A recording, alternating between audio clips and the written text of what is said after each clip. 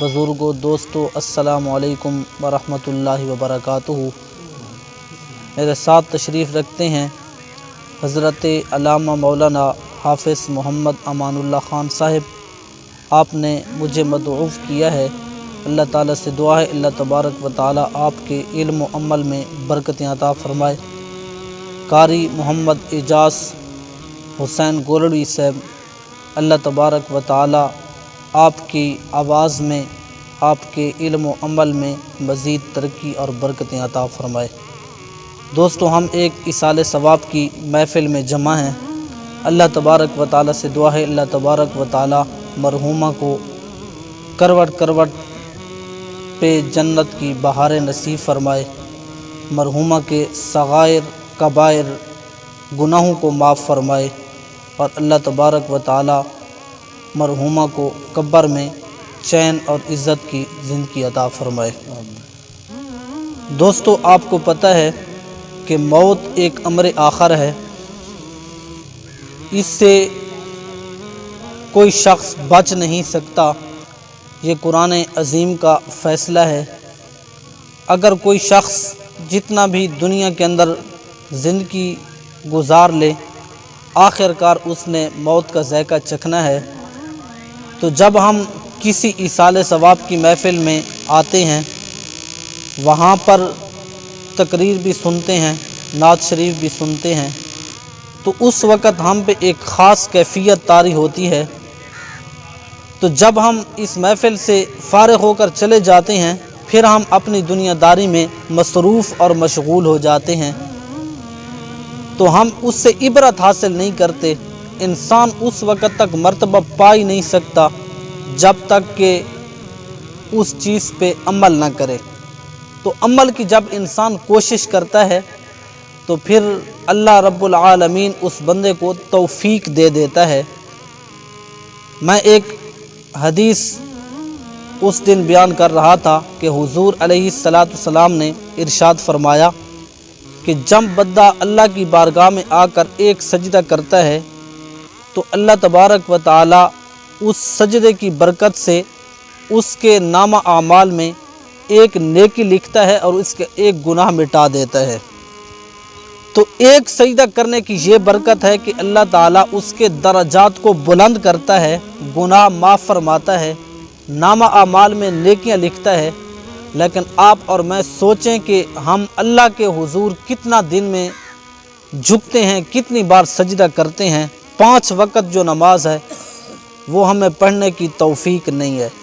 تو جب 5 گانا نماز ہم اپنی شعار زندگی نہیں بنائیں گے، جو کافر اور مسلم کے درمیان فرق کرنے والی چیز ہے، تو صرف ہم نام نہاد مسلمان ہیں۔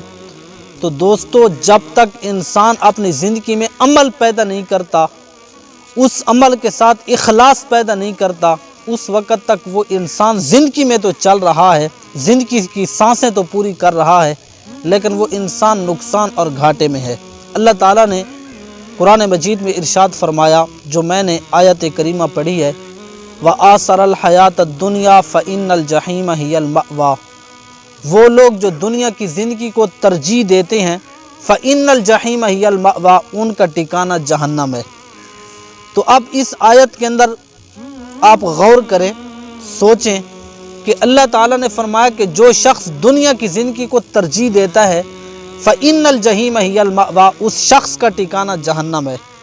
تو آج ہم سوچیں کہ جو ہمارا توکل ہے، یہ سارا دنیا پہ اس وقت پورے کی پوری توجہ مرکوز ہے، اور ہم سارا کچھ دنیا کو سمجھ رہے ہیں، جبکہ توکل اللہ کی ذات پہ رکھنا چاہیے۔ تو جب انسان اللہ کی ذات پہ توکل رکھتا ہے، اللہ تعالیٰ اس کے لیے آسانی کے راستے کھول دیتا ہے۔ ذلت انسان اس وقت اٹھاتا ہے جب طالب دنیا بن جاتا ہے۔ حضرت علی المرتضیٰ شیر خدا نے ایک دن حضرت سیدنا صدیق اکبر رضی اللہ تعالیٰ عنہ سے پوچھا کہ اے صدیق اکبر، اللہ نے آپ کو اتنا بلند مرتبہ کیسے عطا کیا ہے؟ تو حضرت صدیق اکبر نے جواب میں ارشاد فرمایا، اے علی، میں نے دنیا کے اندر 2 قسم کے لوگ دیکھے ہیں، ایک تھے طالب دنیا، دوسرے تھے طالب آخرت۔ ایک گروہ دنیا کو طلب کرنے والا تھا، دوسرا گروہ آخرت کی جستجو میں تھا۔ تو اے علی میں ان دونوں گروہوں میں سے نہیں بنا، نہ تو میں طالب دنیا بنا اور نہ ہی میں طالب آخرت بنا۔ اب سوچنے والی بات ہے کہ جو شخص دنیا کا طالب ہے وہ تو رسوا ہے، کیونکہ حضور نے فرمایا کہ جو اللہ تبارک و تعالیٰ کی ذات ہے اس نے آسمان زمین کو پیدا کیا ہے، یہ دنیا جہان بھی اللہ نے بنایا ہے، لیکن جب سے اللہ نے یہ دنیا بنائی ہے اللہ نے اس کی طرف کبھی بھی نگاہ نہیں ڈالی۔ دنیا بنا دی لیکن نگاہ نہیں ڈالی۔ یہ کافر کے لیے تو جنت ہے، مومن کے لیے قید خانہ ہے۔ مومن کی جو اصل زندگی ہے وہ اخروی زندگی ہے، اور آخرت انسان کو تب بھی ملے گی جب اس دنیا کے اندر رہ کر انسان اچھے عمل کرے گا، خلوص کے ساتھ سجدے کرے گا، خلوص کے ساتھ صدقہ خیرات اللہ کی بارگاہ میں کرے گا، تب جا کے اس کو آخرت کا گھر میسر ہوگا، اور اللہ تبارک و تعالیٰ دنیا کے اندر بھی اس کے لیے آسانی کے راستے کھول دے گا، اور اللہ تبارک و تعالیٰ آخرت کے اندر بھی اسی شخص کو مقام و مرتبہ عطا فرمائے گا۔ حضرت ابو بکر صدیق نے فرمایا میں نہ طالب دنیا بنا اور نہ ہی میں طالب آخرت بنا۔ حضرت علی نے پوچھا پھر آپ کس کے طالب بنے؟ تو حضرت صدیق اکبر نے فرمایا میں مولا کا طالب بن گیا، میں نے اللہ تبارک و تعالیٰ کی رضا کے لیے سارے کام کیے ہیں۔ میرا مقصد اور مطلب یہ ہوتا تھا کہ جب بھی میرا قدم اٹھے اللہ کی رضا کے لیے ہو، جب بھی میں ایک درہم دینار خرچ کروں میرا مقصد یہ ہوتا تھا کہ میرا مولا راضی ہو جائے۔ تو نہ میں طالب دنیا بنا نہ میں طالب آخرت بنا، میں تو اللہ کو راضی کر رہا تھا۔ پھر اللہ تبارک و تعالیٰ نے بھی قرآن مجید کے اندر اعلان فرمایا ہے والذی جاء بالصدق وصدق بہ اولئک ھم المتقون۔ میرے محبوب دنیا کے اندر سچ لے کر آئے ہیں، جس ہستی نے اس کی تصدیق کی ہے اس کو دنیا صدیق اکبر کے نام سے یاد کرتی ہے۔